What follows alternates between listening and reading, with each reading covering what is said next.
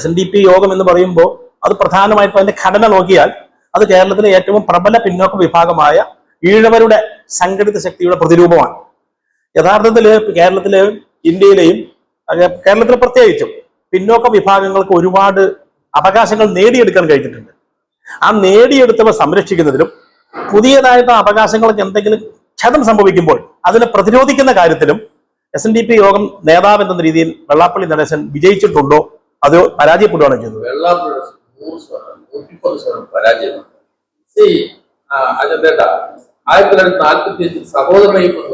അവകാശം എറണാകുളത്ത് നിവർത്തന പ്രക്ഷോഭണം നടത്തിയതാരാണ്?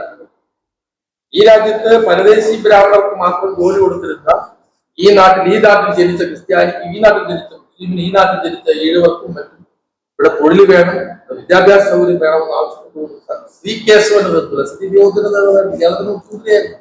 അപ്പൊ സി കേശവനും സഹോദരൻ അയ്യപ്പനും ആർ ശങ്കറും ടി കെ മാധവനും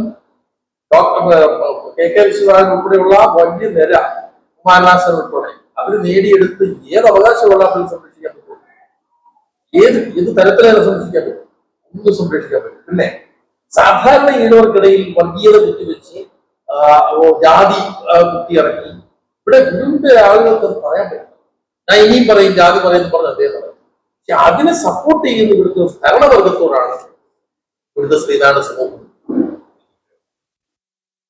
ഒരവകാശം സംരക്ഷിക്കും. ഇപ്പൊ വിദ്യാഭ്യാസ അവകാശം ആർ ശങ്കർ അന്ന് ഇന്നത്തെ പോലെ ഈഴവർക്ക് പണമില്ല. തേങ്ങാ മുറി വരെ സംഭാവന കൊടുത്തു. തേങ്ങാ മുറി വരെ ആർ ശങ്കർ കേരളം മുഴുവൻ സഞ്ചരിച്ചു.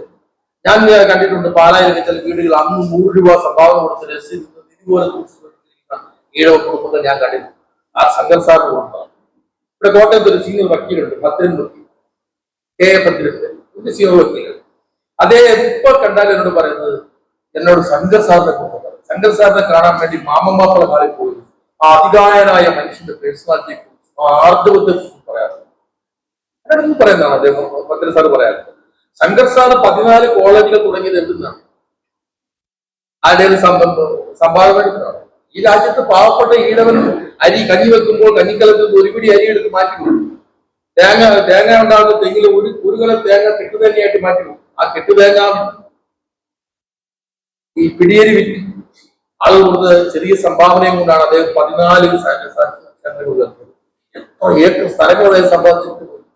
തിരുവനന്തപുരത്തിലേക്ക് എത്ര ഏക്കർ സ്ഥലം ശങ്കർ സാർ അന്ന് KR ശങ്കർ കൊടുത്തതാണ്. KR ശങ്കർ വലിയ പ്ലാനറായിരുന്നു, അദ്ദേഹം കൊടുത്തതാണ്. അങ്ങനെ എത്രയോ ആളുകൾ എന്തെല്ലാം ഉണ്ടാക്കി. ആ ശങ്കർ സാർ ഉണ്ടാക്കിയ പള്ളിക്കൂടത്തിൽ ഒരു പള്ളിക്കൂടം, ഒരു എയ്ഡഡ് കോളേജ് വെള്ളാപ്പള്ളിയുടെ 30 വർഷം കൊണ്ട് ഉണ്ടാക്കിയ SNDP യോഗത്തിൽ എന്ന് പറഞ്ഞാൽ ഞാൻ അദ്ദേഹത്തിന്റെ കാലിൽ വീണ് മാറും. ഒന്നും സംരക്ഷിക്കാൻ കഴിയാത്തതാണ്. ഈ രാഷ്ട്രീയ നീതി ഇദ്ദേഹം നേടുന്നുണ്ട്. ഒരു മിനിറ്റ്, രാഷ്ട്രീയ അധികാരം നമുക്ക് കിട്ടണം മുദ്രാവാക്യം ഉയർത്തിക്കൊണ്ടാണ് തിരുവനന്തപുരത്ത് ശംഖുമുഖത്ത് വലിയ ഒരു യോഗം സംഘടിപ്പിച്ച് താങ്കൾ BDJS സംസ്ഥാന സെക്രട്ടറിയുമായിരുന്നു. BDJS എന്ന് പറയുന്ന ആ രാഷ്ട്രീയ പ്രസ്ഥാനം രൂപീകരിക്കുന്നതിൽ വെള്ളാപ്പള്ളി നടേശന് സതുദ്ദേശമായിരുന്നോ അതോ ദുരുദ്ദേശമായിരുന്നോ? അടിച്ചു മാറ്റാൻ കാരണം താങ്കൾ ഓർക്കുന്നുണ്ടോ, ഇന്ത്യയിലെ ഏറ്റവും വലിയ വർഗീയത പറയുന്നതാണ് തൊഗാഡിയാണ്. തൊഗാഡിയുടെ വീട്ടിൽ തൊഗാഡിക്ക് പോയി മീറ്റിംഗ് നടന്നു. തൊഗാഡിയ പ്രസംഗിച്ചു. SNDP യോഗത്തിന് 3 മെഡിക്കൽ കോളേജ് കൊടുത്തു. വെള്ളാപ്പള്ളി പറഞ്ഞ ഉടനെ മെഡിക്കൽ കോളേജ്. വെള്ളാപ്പള്ളി എന്തെല്ലാം പ്രഖ്യാപനങ്ങൾ കേൾക്കാം. ഞാൻ എഞ്ചിനീയറിംഗ് കോളേജ് തുടങ്ങിയോ? ഇല്ല. ഞാൻ മെഡിക്കൽ കോളേജ് തുടങ്ങിയോ? ഇല്ല. ഞാൻ ബാങ്കുകൾ ഇതുവരെ തുടങ്ങിയിട്ടില്ല. ഒരു ബാങ്കും വെള്ളാപ്പള്ളി തുടങ്ങിയിട്ടില്ല. മൈക്രോ ഫിനാൻസ് മാറ്റിയാണ് ഇതിന് മാക്രോ ഫിനാൻസ് ആക്കി. ഒരു മാറ്റവും ഉണ്ടായിട്ടില്ല. ഗുരുവായൂരിൽ ഗസ്റ്റ് ഹൗസ് ഉണ്ടാക്കുന്നു പറഞ്ഞു. ഗസ്റ്റ് ഹൗസ് ഉണ്ടാക്കി ഒന്നും ചെയ്യാൻ പറ്റിയിട്ടില്ല. വേണ്ടല്ലോ. മഹാനായ കെ കരുണാകരൻ മുഖ്യമന്ത്രിയായിരുന്നപ്പോൾ അന്നത്തെ യോഗം ജനറൽ സെക്രട്ടറി 5 എയ്ഡഡ് കോളേജ് അവർ നേരിട്ടു. അവർ കഴിവുകളൊക്കെ അവർ 5 എയ്ഡഡ് കോളേജ് SNDP യോഗം ഉണ്ടാക്കി. അരിമാലി, കൊയിലാണ്ടി, കോന്നി, പൂത്തോട്ട, തൊണ്ണൂറുണ്ട് 5 50 സെന്റ് ഭൂമി കൊല്ലത്തിന്റെ ഹൃദയഭാഗത്ത് ഹാർട്ട് ഓഫ് ദ സിറ്റിയിൽ ഹൈവേയുടെ സൈഡിൽ 50 സെന്റ്സ് ഓഫ് പ്രോപ്പർട്ടി സൗജന്യമായിട്ട് കർണാടക SNDP യോഗത്തിൽ പതിച്ചു കൊടുത്തു. എന്തിനാണ് ആ സൗജന്യമായി പതിച്ചു കൊടുത്ത 50 സെന്റ് സ്ഥലം ഇന്ന് കൊല്ലം ജില്ലയിലുള്ള വേസ്റ്റ് കൊണ്ട് ആളുകൾ ഇറക്കി വിടുന്നു. ഡംപ് ചെയ്ത് സ്ഥലമായിട്ട് കിടക്കാൻ അവിടെ 10 തെങ്ങ് കുറിച്ച് വെക്കാൻ വെള്ളാപ്പള്ളിയുടെ ശ്രമിക്കുന്നത്. ഞാൻ യൂണിയൻ സെക്രട്ടറി ആയിരുന്ന ആളാണ്. ആ ഇംപ്രൂവായിട്ട് സ്ഥലത്ത് ആ 23 ഏക്കർ സ്ഥലം വാങ്ങിച്ചു. ആ സ്ഥലം വാങ്ങിച്ച് 10,000 റബ്ബർ ഉണ്ടായിരുന്നു, പഴമനായിരുന്നു. വെട്ടിയ 3000 റബ്ബർ ഞാൻ പ്ലാൻ ചെയ്തു. 700 തേക്ക് ഞാൻ വെച്ചു. വെള്ളാപ്പള്ളി പോയി കാണട്ടെ. എന്റെ 3.5 ഏക്കർ സ്ഥലം മുഴുവൻ തേക്കാണ്. 55-60 തേക്കായിരുന്നു. പോയി കാണും. ഇപ്പൊ കത്തിവെക്കാം. ഞാൻ കഷ്ടപ്പെട്ട് പണിയെടുത്ത് ത്യാഗം ചെയ്ത് ഉണ്ടാക്കിയെടുത്ത സ്ഥാപനം. വെള്ളാപ്പള്ളി 10 സെന്റ് സ്ഥലം 30 വർഷം കൊണ്ട് മേടിച്ചതായി. വെള്ളാപ്പള്ളി തെളിയിക്കട്ടെ. വെള്ളാപ്പള്ളി തെളിയിക്കണം. ഒരു ചോദ്യം കൂടി. ഈ വെള്ളാപ്പള്ളി നടേശനോടൊപ്പം അദ്ദേഹം യോഗ സെക്രട്ടറി ആയിരിക്കുമ്പോൾ യൂണിയൻ സെക്രട്ടറി എന്ന രീതിയിലും ഔദ്യോഗിക വക്താവ് എന്ന രീതിയിലും നിരവധി വർഷങ്ങൾ സഹകരിച്ച് പ്രവർത്തിച്ചിട്ടുണ്ട്. ഒരു പൊതുപ്രവർത്തകൻ എന്ന രീതിയിൽ വെള്ളാപ്പള്ളി നടേശനുള്ള മികവ് കൊണ്ടാണോ ഇപ്പൊ ഈ സർക്കാർ ഒരു പുരസ്കാരം പത്മഭൂഷൺ എന്ന അവാർഡ് കൊടുത്തിരിക്കുന്നത്? ഒരു പൊതുപ്രവർത്തകൻ എന്ന രീതിയിൽ മാതൃകയാക്കാവുന്ന പൊതുപ്രവർത്തന പാരമ്പര്യത്തിന്റെ എന്തെങ്കിലും ഘടകം അദ്ദേഹത്തിനുണ്ടോ എന്ന അനുഭവത്തിന്റെ അടിസ്ഥാനത്തിൽ പറയാം. എന്ത് അടിസ്ഥാനത്തിലാണ് ബി.ജെ.പി സർക്കാർ ചെലവഴിക്കുന്നത്? ബി.ജെ.പി ഒരിക്കലും ചെയ്യാൻ പാടില്ല. ഞാൻ പറഞ്ഞു, താങ്കളുടെ ചോദ്യം ഒഗാഡിയായി കൊണ്ടുപോകുന്ന കാര്യം ഞാൻ പറഞ്ഞു. അതിനുശേഷമാണ് സമത്വ മുന്നേറ്റ യാത്ര പ്ലാൻ. അതിനകത്ത് ആ പാവപ്പെട്ട NSSന്റെ മലബാറിലുള്ള ഒരു ഏരിയ പറഞ്ഞത് ഈയിടെ അടുത്തകാലത്ത് പഠിച്ചു അദ്ദേഹം. പിന്നെ ഒരു തലേ തൊപ്പി വെക്കുന്ന ഒരു അച്ഛനുണ്ട്, അത് ഒരു രക്ത ഈ കുണുത്തറ സൈഡിലുള്ള യാക്കോബ് അല്ലെങ്കിൽ അച്ഛനാണ്. ഒരച്ഛൻ നമ്മുടെ പാവപ്പെട്ട സ്വാത്വികനായ കാളിദാസ പട്ടതിരിപ്പാട് ബ്രാഹ്മണരുടെ സംസ്ഥാന പ്രസിഡന്റ്. ആ മനുഷ്യരൊക്കെ എന്നോട് ചങ്ക് പൊട്ടി പറഞ്ഞിട്ടുണ്ട് അവസാനം. പറ്റിക്കലാണ് മനസ്സിലായത്. അപ്പൊ ഇങ്ങനെ കുറെ ആളുകൾ ചേർന്ന് നായാടി മുതൽ നമ്പൂതിരി വരെ എന്ന് പറഞ്ഞു. നമ്മളും ഒക്കെ ചെറുപ്പക്കാരായിട്ടുള്ള ആളുകൾ വിശ്വസിച്ചു. ദൈവം പറഞ്ഞ ശരിയാണ്. അപ്പൊ രാഷ്ട്രീയ അധികാരം ഉണ്ടെങ്കിൽ നമുക്ക് അവകാശം ഉണ്ടെങ്കിൽ എടുക്കാൻ പറ്റുള്ളൂ. ശങ്കർ സാറിന്റെ കാലത്ത് പറഞ്ഞിട്ടില്ലേ, ഞാൻ എന്റെ സമുദായത്തിന് അവകാശപ്പെട്ടത് ഞാൻ ഒപ്പിട്ടെടുക്കുകയും നിങ്ങൾക്കുള്ളത് ഞാൻ ഒപ്പിട്ട് തരികയും ചെയ്തു ശങ്കർ സാർ പറഞ്ഞു. അങ്ങനെ ഇവിടെയുള്ള പാവപ്പെട്ട ഒരുപാട് സ്കൂളുകളും ആർട്സ് സെന്റർ തുടങ്ങിയതാണ് ശങ്കർ വിദ്യാഭ്യാസ മന്ത്രിയാണ്. അപ്പൊ അതുകൊണ്ട് നമുക്കും രാഷ്ട്രീയ അധികാരം ഉണ്ടെങ്കിൽ നമുക്ക് ഇതെല്ലാം ചെയ്യാൻ പറ്റുള്ളൂ എന്ന് പറഞ്ഞാണ് വെള്ളാപ്പള്ളി സമത്വ മുന്നേറ്റ യാത്ര പ്ലാൻ ചെയ്തത്. ഇവിടെയുള്ള മുഴുവൻ യൂണിയന്റെയും പ്രസിഡന്റ്, വൈസ് പ്രസിഡന്റ്, സെക്രട്ടറിമാര്, ബോർഡ് മെമ്പർമാർ കൂടിയ യോഗത്തിൽ ആലപ്പുഴ യോഗത്തില് 99.9% യൂണിയൻ സെക്രട്ടറി, പ്രസിഡന്റുമാരും ഭാരവാഹികളും രാഷ്ട്രീയ പാർട്ടി ഉണ്ടാകണം എന്ന് വോട്ടിട്ടിട്ടാണ് തീരുമാനിക്കുന്നത്. അതിനു മുമ്പ് തുഷാർ വെള്ളാപ്പള്ളിയുടെ നേതൃത്വത്തിൽ പ്രവർത്തക സമ്മേളനം വിളിച്ച് കേരളം എല്ലാ യൂണിയനുകളിലും അവിടെ മുഴുവൻ പ്രസിദ്ധിയാളല്ല. അപ്പൊ ഈ പറയുന്ന യോഗത്തിൽ വാച്ച് ചെയ്യാൻ RSSന്റെ ആളുകളുണ്ട്. അതൊരു വൈകിട്ട് ഡിസ്കഷൻ ആണ്. അപ്പൊ ഒരു യൂണിയനിൽ എങ്ങനെ അന്നത്തെ കാലത്ത് മീറ്റിംഗ് വെച്ച് 2000-3000 പേര് വന്നു. ഇതിന്റെ പുള്ളി ലീഡേഴ്സ് ഈ വന്നിരിക്കുന്നത്, അനുയായികൾ വേറെ കിടക്കുകയാണ്. ഈ പ്രവർത്തന യോഗത്തിന് ശേഷമാണ് സമത്വ മുന്നേറ്റ യാത്ര.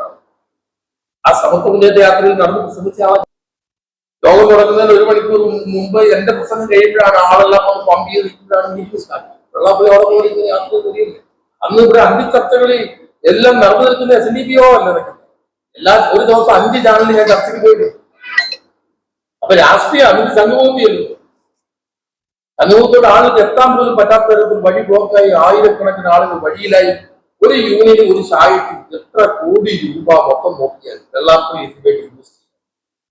ഒരു ശാഖയിൽ നിന്ന് ഒരു ബസ് 50 പേരെ കൊണ്ട് പോകണമെങ്കിൽ 50 പേർക്കുള്ള ഭക്ഷണം, അവരുടെ വണ്ടിക്കൂലി, മറ്റു കാര്യങ്ങൾ നോക്കുമ്പോൾ അങ്ങനെ കേരളത്തിലെ മുഴുവൻ യൂണിയൻ നോക്കിയാൽ, ശാഖകൾ നോക്കിയാൽ കോടി രൂപ ഈഴവരുടെ പൈസകൾ സ്പെൻഡ് ചെയ്യുക. അവിടെ വെച്ച് ഇദ്ദേഹമാണ് BDJS കുടിപൊക്കി ഇതൊക്കെ ചെയ്യുന്നത്. അവിടെ ആൾ വിചാരിച്ച നാളെ ഇപ്പം അടുത്ത ഇലക്ഷൻ ഈ പാർട്ടി പ്രഖ്യാപിച്ച് 3 ദിവസം കഴിയുമ്പോൾ തുഷാർ വെള്ളാപ്പള്ളി കാണാൻ അദ്ദേഹം സുഖചികിത്സയ്ക്ക് പോകുന്ന ആളാണ്. അതേ ഏതോ വിദേശ രാജ്യങ്ങളിലൂടെ പോയി 6 മാസം കഴിഞ്ഞിട്ട് തിരിച്ചു വന്നു. അപ്പൊ ഈ കമ്മിറ്റി ഒരു പൊളിറ്റിക്കൽ പാർട്ടിയെ സംബന്ധിച്ച ഐഡിയോളജി വേണം, അതിന് കമ്മിറ്റി വേണം, അതിനൊരു മിനിറ്റ് വേണം, വേണ്ടേ? ഇതൊന്നും അവിടെ ഇല്ല. ഇതൊക്കെ അവിടെ വെള്ളാപ്പള്ളിയുടെ വീട്ടിലോ അല്ലെങ്കിൽ അപ്പുറത്തെ അവിടെ ബാർ ഹോട്ടലിലോ ഒരു കൂട്ടുകൂടുക, ഡിസ്കസ് ചെയ്യുക, തുഷാരത്തിൽ പറയുക, അതുപോലെ തട്ടിപ്പാണെന്ന് മനസ്സിലായി. 2016 ഇലക്ഷൻ വന്നപ്പോൾ അത് BJP ഗുണം ചെയ്തു.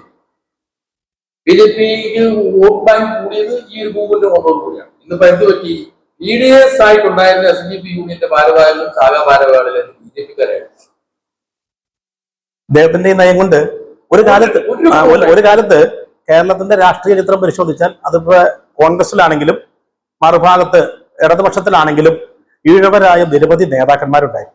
ഒരുപക്ഷെ MLA മാരുടെ എണ്ണം നോക്കിയാൽ ഏറ്റവും കൂടുതൽ MLA-മാരുണ്ടായിരുന്ന ഈഴവ സമുദായത്തിന് MLA-മാരുണ്ടായിരുന്ന കാലഘട്ടം വരെയുണ്ട്.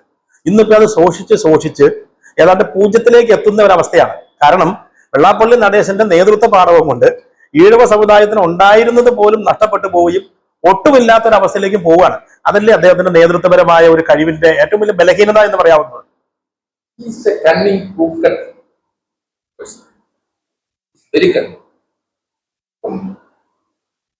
താങ്കൾ കോൺഗ്രസ് പാർട്ടിയിൽ പ്രവർത്തിക്കുന്ന ഒരാളാണ്, കോൺഗ്രസ്സുകാരനാണ്. താങ്കൾക്ക് ഒരു സീറ്റ് കിട്ടുമെന്ന് പറഞ്ഞാൽ വെള്ളാപ്പള്ളി താങ്കൾ അറ്റാക്ക്. വെള്ളാപ്പള്ളി പറയുന്നത് വെച്ചാൽ വെള്ളാപ്പള്ളി മകനും അല്ലാതെ ഈഴവ സമുദായത്തിൽ ഒരാൾ MLA മന്ത്രിയാകും മാത്രം മതി. ഇത് തിരിച്ചറിയുമ്പോഴാണല്ലോ ഞങ്ങളെപ്പോലുള്ള ആളുകൾ തിരിച്ചറിവാണല്ലോ നമ്മളെ അറിവല്ലോ വേണം, തിരിച്ചറിവ് വേണം. തിരിച്ചറിവ് ഉണ്ടാകുന്നത് തട്ടിപ്പാണെന്ന് മനസ്സിലാകുമ്പോഴാണ് ഞങ്ങളെപ്പോലുള്ള ആളുകൾ ചില കാര്യം ഞാൻ അഭിപ്രായം ചോദിച്ചു എന്റെ അറിയിക്കുന്ന